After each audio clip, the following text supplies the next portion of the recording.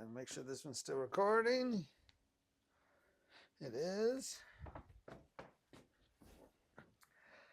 5, 4, 3, 2, 1. See, the reason why we do the 1 is because we're syncing the audio. So now when I say, nice.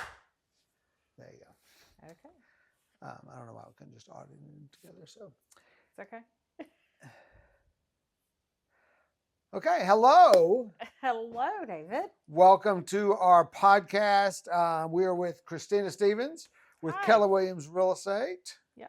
How are you? I'm good. Good. We're in spring here in Georgia.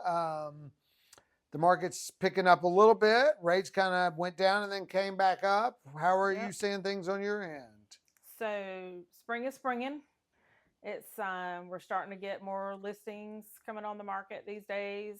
People are also thinking ahead, like school's getting ready to be out, and a lot of people have end of the year programs, so they want to get on the market right after all that wraps up. So we're definitely having more conversations. Good, good. So how long have you been a real estate agent? This is year 23. Holy cow. I know. Wow. So I the know. joke that I'm supposed to put in here is that, wow, that makes you what, 33? You started Yeah. real estate at 10? Right. Something yeah. like that. I think that Maybe would be 15. 15. Okay. Yeah, we'll give it Awesome. a little bit more. So why'd you get in real estate? So I had been in the corporate world for many years doing credit and collections, which is no fun. And things were changing there. I wasn't happy about it. I've always liked real estate. I had somewhere that I knew that was in real estate. They were having great successes. I first thought I wanted to be in real estate, but as an appraiser. So I started the real estate appraisal course. And after like day 3 or 4, I'm like, yeah, this is too many numbers for me. The instructor was maybe a little too honest, but also trying to set up expectations. Like once you become an appraiser, expect you're not going to get paid basically for a year. You're going to have to work under somebody else. You're going to make minimal money and be prepared to have a year's worth of savings. And I'm like, well, I don't have that. So what's option two? Option two was I love looking at houses. So you think that's accurate? Because I know other people that have gone through that appraisal course, and it seems like they get paid just like an hourly rate. So it's not like you're working for free. It's just very low. It's very low money the first year while you're working for somebody else. And the way he put it was, is don't.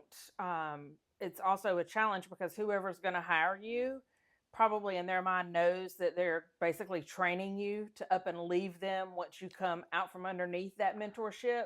So a lot of them don't invest that time because then they're like, you're just going to be competing against me instead of with me kind of thing. Wow.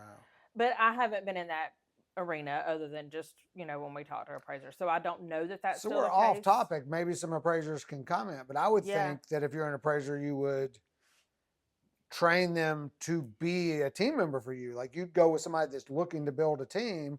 And then, if an appraiser costs $450, maybe they give that appraiser 400 and they give you 50 and you're just growing or you get to keep 50, you're growing your business. Somebody's right. I don't know. Yeah. We'll change direction. So yeah. All right, let's get into the tough questions. Oh boy. I know, it's exciting. So there's a lot of I don't know, maybe because I am in the business with social media, I get every real estate agent saying the same thing. A lot of cliches. Marry the house, date the rate. Right. Now's the best time to buy.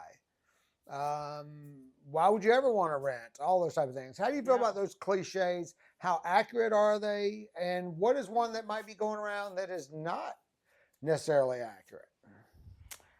So the one with date the rate but marry the home, I think that would be true, but you also need to look at your long term and short. Like, is this a house you're going to be in for a long time? Like, or is this something that's transitional and you're only going to be in there in a couple of years? If you're thinking that, then you're only going to be in that higher rate for a short period of time. Whereas if it's a long-term house, maybe it's a move-up house for you and you're expecting your family to grow, you got just a little bit of time for the rates to come down, then maybe you may be more willing to invest the money because refis do cost, I think that most all realtors or real estate agents say now's always the time to buy. And sometimes maybe it's not. I mean, I've definitely been on listing appointments when I've sat down with them. We talk about the house. I always sit down and do a net sheet with them. If we were to list your house at this price, what I think that the market rate is right then, what they could get for it. Let's look at the numbers. Is it beneficial for you to make this move? Because some moves are just, I want to have a bigger yard, or I want to have this. It's not a necessary move. And I think that sometimes other agents may not, I don't want to say they're bad, but they don't go that extra step to sit down and show them their actual numbers. I talk to a lot of people that say they'd never seen a net sheet. They didn't know what that would look like, what they would walk away with after paying their fees. That's for selling their house. A Yep, net for sheet is selling for their when they house. sell their house. Yes, sorry, that's for Yes. selling when they're selling the house. Okay. So I Yeah. know, I guess I associate it with the stock market. You know, people talk about, I think a lot of people are waiting on real estate to pull back or a crash, which as a mortgage lender, my belief is that I don't think we'll see that because people have so much equity. Anything could happen, but I don't, a pullback possibly. So if you correlate it with the stock market, you know, are you buying at the top? Are you, when things are at peak froth, when everybody's overbidding, is that the best time to buy? Maybe not. But in 2002, there was a lot of froth in the beginning, and then by the end of 2002, there was even more froth. So you still made, $10,000, $20,000 on real estate, and it went up a little bit. Now it's probably pulled back some. So the point of all that rambling is, in my opinion, kind of like with your 401k, you just buy when you're ready to buy, Right. and just know that it might pull back a little, but inevitably real estate continues to go up because there's only so much of it, and it seems like there's getting less. They're not making any more dirt. They're not making any more dirt. And that's something that I always say, invest in that, even if it's a long-term investment. And I have a gentleman that I worked with not long ago, and he bought a lot, and I was like, well, what are we going to do with the lot? And he goes, actually, I'm just buying this to sit on as investment, that maybe one day my kids will then have land that they want to build on. So he wasn't doing anything with it except buying the dirt. Right. So, and it made sense for him financially at the time to do that. Yeah, and I hear that more where families are trying to come together and buy acres outside. I think a lot of people are seeing things differently now. Yes.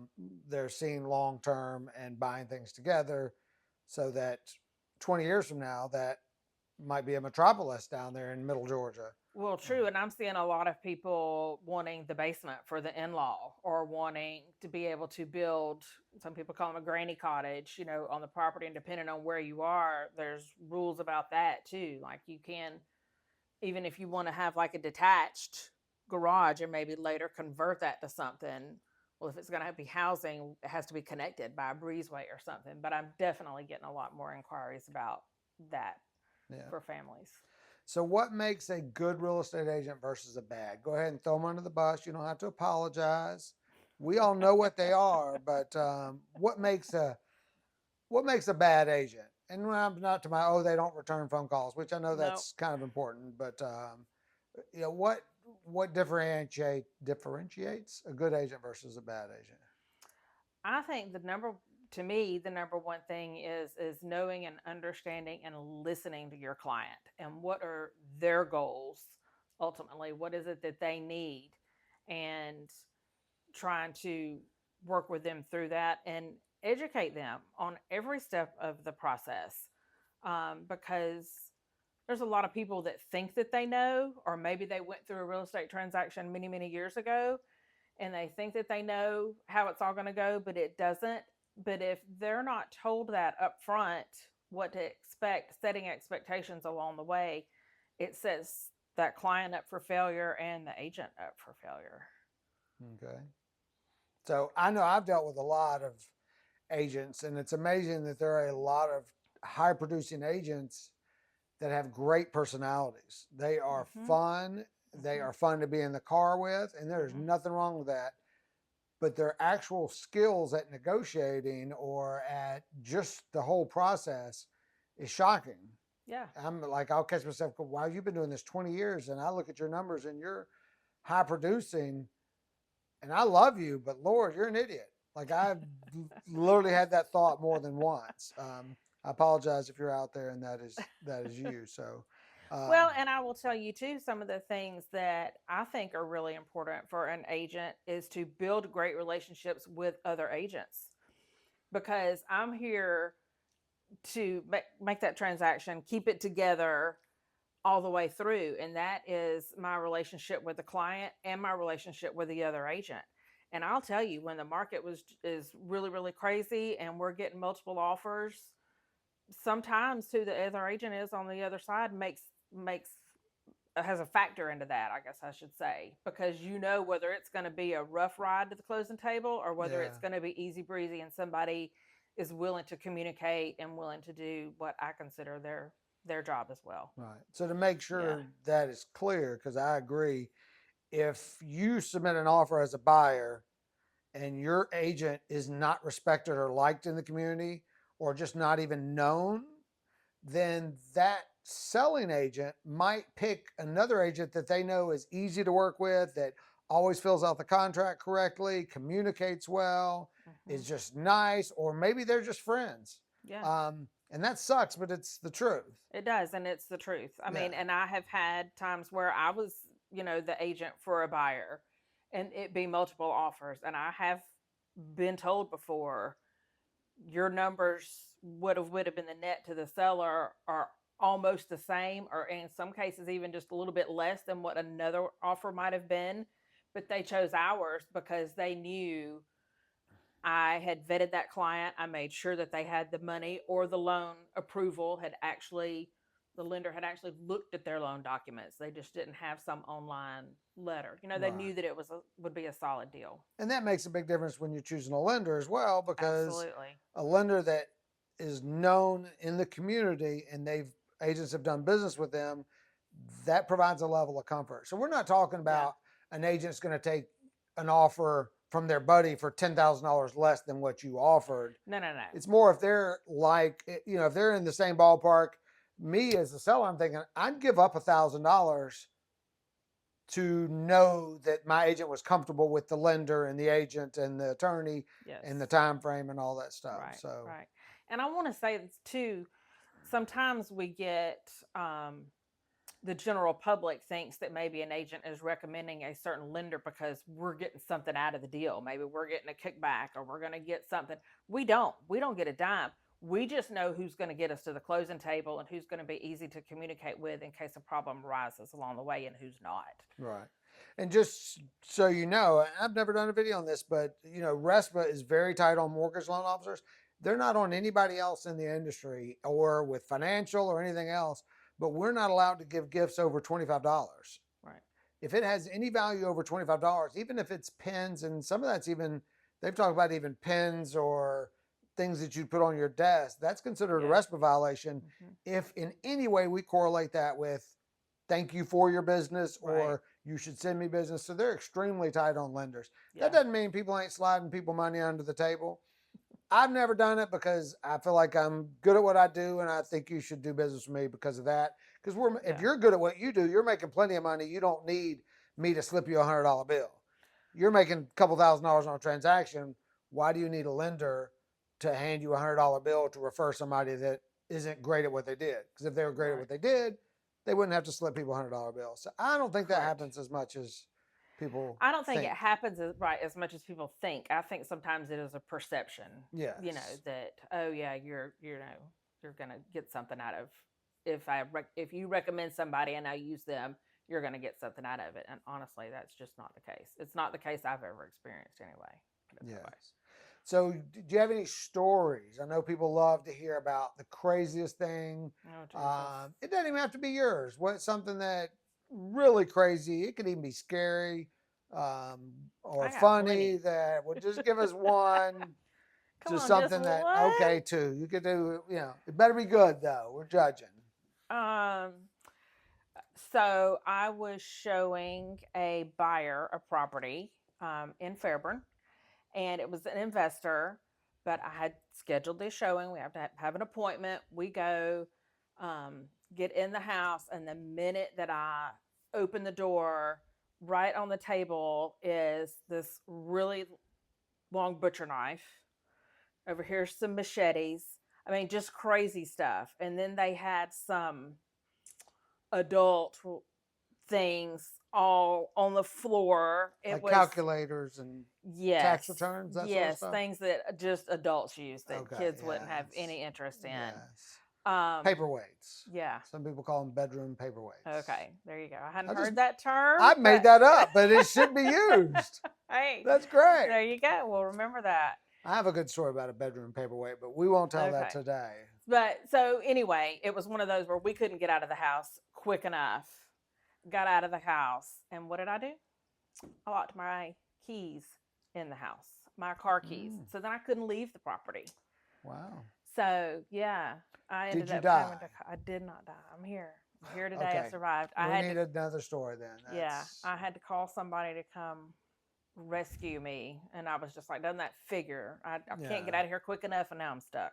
So realtor safety. What do you think about realtor Oh, safety? Like what precautions do you take, or like I can imagine like buyers getting offended because I know when I do a loan application, a buyer's yes, like, "Why do you need my bank statement? I've got $500,000. I could pay right, cash if I wanted to." And it's yeah, like, well, then pay yeah, cash, bro, because we're lending you a right. lot of money. We need to know where it's coming from. So, what type of precautions do you take, and just kind of a, hey, this is why we do it.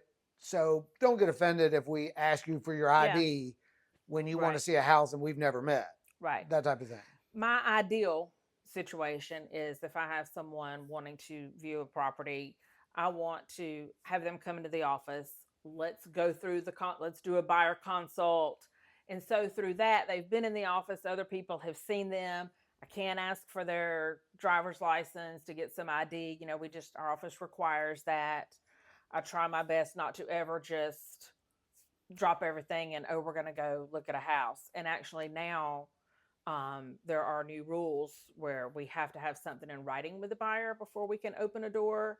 Um, so that will help a little bit. But there's definitely times where if I'm unsure and haven't spent time with that person, like I've called you before and I'm like, hey, are you going to be around because I'm going to be showing this house and maybe it's vacant, and you came and stood outside or was in the truck and sat outside and was like, okay, are you good? But what was the password? Yeah. We're just cutting up, but are you sure you're good? You're not just saying you're good.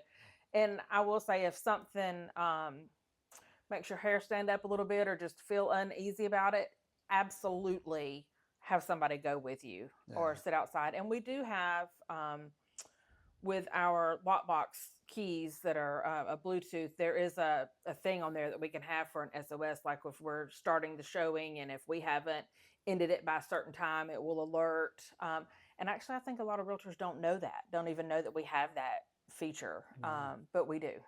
So we hear about these type of things, I'd say at least once a year, even if it might be national, where a real estate agent is Yeah, murdered yeah. in a listing, or I don't know if like rapes or assaults. That's got to happen a lot more because all I've heard is the murders. But again, I know that's got to have happened more that we Well, actually hear. there's someone in my office who actually had an encounter a couple of years ago. She had a listing appointment. The property was vacant. The family was moving on. They did have a son who was late teens, early 20s. But the agent was going over to the house to meet. I can't remember. She had to pick up a key, had to pick up something, and that son was going to be the one to meet her there, and she felt very, very uneasy, and she was like, you go in the house first, and just trying to, oh, I've got Right. to grab this if you'll go in. But yeah, he did actually try to attack her. Yeah. She was able to get out. So it does happen So everywhere. advice is, I mean, if you're entering a house, the first thing you should do is scan your exit strategy in Absolutely. every room you go to, every area, and not put yourself in. Because Mm, I would assume, I don't know if that's improper for an agent to say, like, if there's a back of the house, like, hey, go ahead and, I don't know what your responsibility is as far as making sure they don't steal something versus right. saying, hey, go ahead and look at those bedrooms at the back of the house. I'm going to hang out here and look at some information. I don't know what you would do Well, there. so if the home is occupied, we always tell sellers, make sure you put up all your valuables and that you've locked them, because sometimes it's hard, especially even if it's, if it's a family, if it's the mom and dad may take off this way and the kids go that way, and you can't be everywhere all at one time. So definitely telling homeowners to make sure everything is locked up.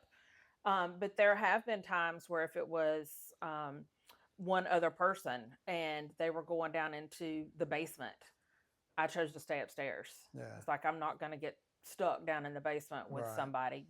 But absolutely look at your exit strategies, and I'll kind of walk through before, if I can, to get all the lights turned on, unlock the back door, unlock the front door to make sure that there's options. And you can preview properties as well, so then Yes. you know exit strategies there. Sure. Yeah. So another reason to use a real estate agent, because I have heard stories, I don't know where agents were previewing, but I don't know if a buyer would ever call to see a listing that was empty, unoccupied, and there could be danger there because there's squatters.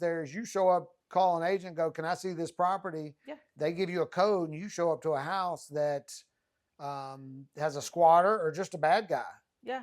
So inside. I had a new construction listing, and I went by to check on it, because it was vacant. But every now and then we just go and check on our listings. And I got upstairs, and luckily the person was not there, but somebody had been staying there. There was a sleeping bag on the floor. There was some Pop-Tarts here. There were, different things. And I just backed right on out. What did you see? Was it?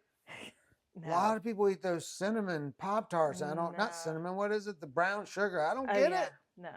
People love it. I was in a car full of kids. They're all like brown sugar. That just makes no sense. I just want plain strawberry, no frosting. Oh, strawberry, no, that's bad. Blueberry, frosting, no frosting. I like the crust the best anyway. But so yes, things do happen, and I will mention that there is a company that buys houses from sellers, and then they usually, what I do, put a bit of lipstick on it, fluff it up, and put it back on the market. And they all have doors that have just a code on it, and anybody can call them. It's a recording. It gives you the code. You can get in that house. Wow. And so you never know what you if may you be are walking a bad on. guy, please disregard that. Please stop sorry. listening. You shouldn't do that. They're recording. Usually there are videos. It is being recorded. So you should clip the wires, go around the back, clip the power. Why you want to give them their? And then they maybe- know how to do their job. That's They true. know what I'm they're sorry to doing. be getting in your business. I'll stay in my lane. Okay, so what is the best high school in Coweta County? Ooh, you're gonna hurt somebody's feelings. Ooh, I think that they're all actually great for very different reasons. And what are they? And I get some people that are diehard. I want to be in Noonan because my parents went there. They've, unfortunately, because of the storm that came through, but now they've got a whole brand new everything. They got good baseball. Yeah, that people, want to be at Noonan. That I have others who are like, I only want to be in Northgate because that's the newest school. So, but I mean, honestly, in the school records, you can go and look at all their scores. I think they're all fantastic. What I would tell anybody, if you're not familiar with the area and don't really know, is go do school tours. Go visit them. Talk to, go sit down and talk to the principal. Talk to some of the teachers. So I know the Board of Realtors did that once. They put y'all on a school bus. Do they ever do that for parents, or can public find out and get on that? I don't think they do. That's pretty cool. Tour like a group tour like that. But anybody who's moving here that doesn't know can, just call, and absolutely. They welcome you. They want you to come in and see what programs are available for things that your kids have interest in. And now with all the STEM and all that stuff, like I know for Fayette County, Stars Mill has certain STEM programs that are just different and really cool. Yeah. So you would choose, not only is that a great school system, but it's also they have different STEM than Macintosh, and right. So they're all different. All right, what is the best Mexican restaurant in Coweta County? Oh Lord, that's the debate all the time. Well, you can name two if you got two good ones, because I can't tell you two good ones in Peachtree City. Well, and I went to one in Peachtree City last week, like that I used to absolutely love. And I was like, oh my God, I've been here a long time and I wanted to go, and we went, and I was so disappointed. Well, we're not naming names on the bad ones, just the good ones. So, in Coweta, I love Los Abuelos. I like that one a The lot. grandmothers The for grandmothers. those non-Spanish speaking people like Yes. myself. Yes. Oh, wait, no, I am Spanish speaking. Yeah. Yeah. And I just like La Paria. La Paria. Yep. I like the thin little crispy chips they have. Okay, so what is the best? What's the nicest restaurant? Like if you are doing it right, doesn't have to be. I know Grayson's is a great steak place, Yep. but like if it was anniversary, if it was high school graduation, I'm not talking about large party, but you just really want to celebrate and you don't want to go to Atlanta. What is the closest to a nice place in Atlanta that you have in Coweta County? I like the Cellar a lot. I like Knife and Stone a lot. Okay. And love Grayson's. Yeah. Grayson's is cool. We ate there, Yep, we and did. that was the closest to a Buckhead type experience Yeah. that I had. Just the way we were served Mhm. was, I don't know, because I don't, I don't like spending money on food, No, you don't. and so just to pay $45 for a steak, doesn't include the sides, doesn't impress me. But when you provide that level of service that they typically do when they're charging $45 steak, Yes. that I can deal with. So that was Yeah. impressive. It was really, really good. The usually they bring out the basket with the fresh breads, Yeah. but they're different. It's not like all the same thing. Yeah. Like there was a variety. Is the butter soft? It drives me crazy when the butter's not soft. Why do they not know that? Drives me nuts. I don't remember. Because it don't spread good. It don't. It's It pretty tears when your it bread looks like a up. flour, but no, give me some Yeah. soft butter. Yeah. And you can put so much more on there when it's nice and soft. Yes, you can. All right, so what county is better, Fayette or Coweta? No, you don't have to answer that. I live in Fayette County, so I have an answer to what county has the best restaurants. I actually think Coweta does. I agree. I'm a Fayette County resident, but I think Fayette is slowly catching up. We're finally opening more, I don't know, I won't call them mom and pops, but just more individual type restaurant.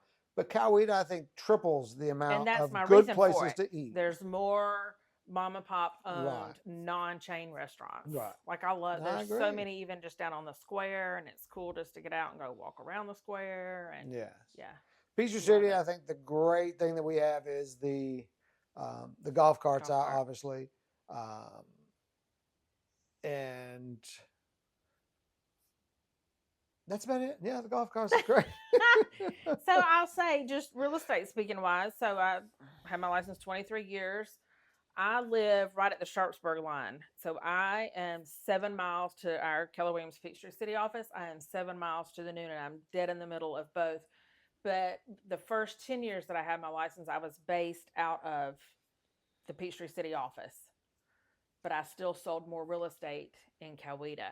And I had clients that I was showing last Friday, and they were just looking. They really only wanted to look in Peachtree City, and they were asking me kind of the same thing, like, why is this better? Because just from looking online, we felt like we got more bang for our buck just across the line. And I said, yeah, it is a lifestyle. It is a complete lifestyle choice of what you want.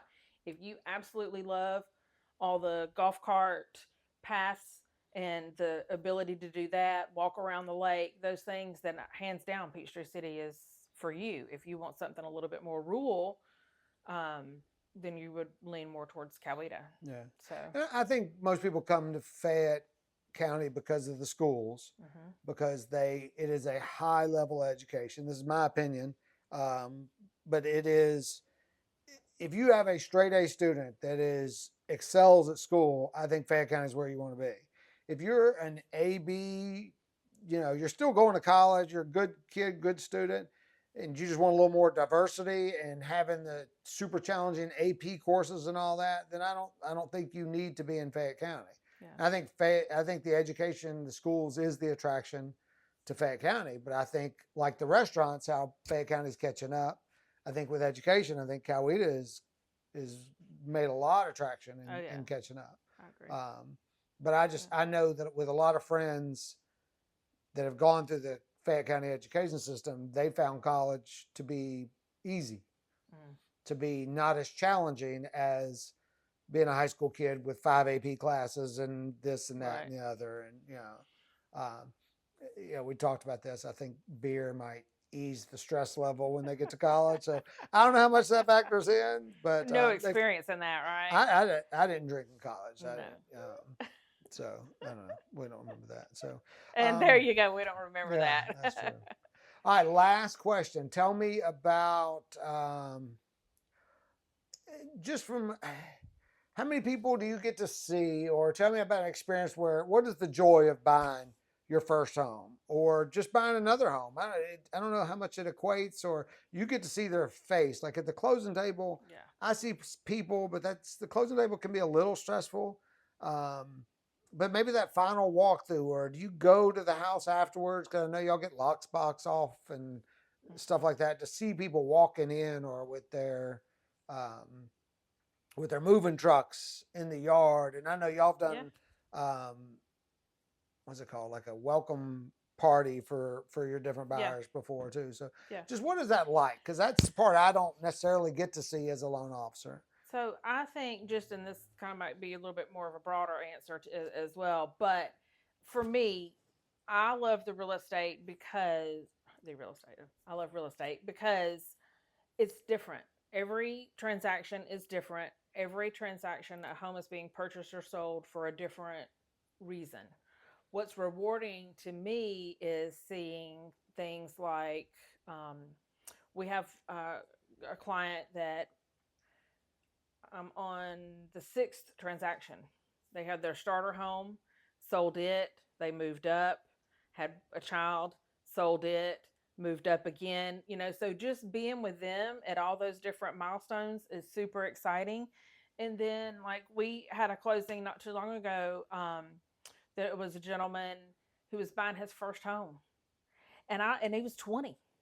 We were at the closing, and we were both just talking about, this is incredible because he finished school. He didn't go to college. He went to a tech school, has a fantastic job, making a lot of money. He's now bought that house. He just got engaged at that house. That's a mistake. Oh, Lord. So being there for all those different things and seeing the smiles, the wins is awesome. Right. I know you can't answer this because you don't want to isolate half your business, but first time home buyer versus move up buyer, what do you prefer working with? What's the, I know it's so easy to say the first time home buyer because they're so happy and they buy. Well, no, and I think I just answered that with the two family situations. I loved helping him get in his very first home, and the pride that he felt in being able to do that, and his mother's pride for him, and then now getting engaged. And then also the other family, needing to move up because now their family was growing. That's rewarding and exciting as well. So just for different reasons. And I even did, I've done new construction a whole lot, and that's fun too, sitting down with them. And I love laying the plans out. Can we move that wall? Can we make this change? And then walking through the house with them and then seeing their dream, come to fruition. And it really turned out how they wanted. That would be cool. Yeah. Very, very cool. Okay. The actual last question. I'm going to make this a staple. How do you as a realtor feel about me calling you a realtor? Well, first of all, you got to say it right. Yeah, that's the point of the question. Yeah. So on a scale of 1 to 10, how important is that I pronounce the word correctly? Realtor versus realtor. It's really not that important, but every time I hear it, I'll just cringe just a little bit. I'm like. So when I say y'all, do you cringe because I didn't pronounce that right? No, I don't, because we say that all the time. Okay. All right. Yeah, all right. that's a Southern thing. All right. So we need to pronounce it realtor. Realtor. Because for some reason, that's very important to our realtors that we pronounce it correctly. And if we're going to go on that subject, I want to clarify. Not all real estate agents are realtors. Some are realtors.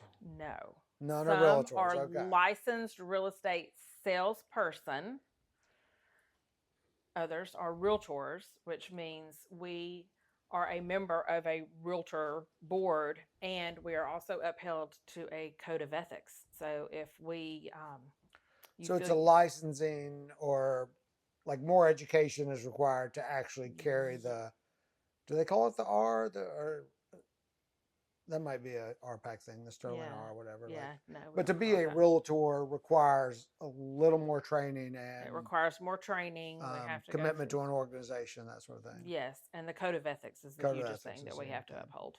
Yeah. That makes sense. All right. Yep. Well, All thank right. you very much. That was Thank you. fun. That was fun. Have a great Thank you. All right. afternoon. You too. Thanks. Goodbye. Bye. That was good. I liked it.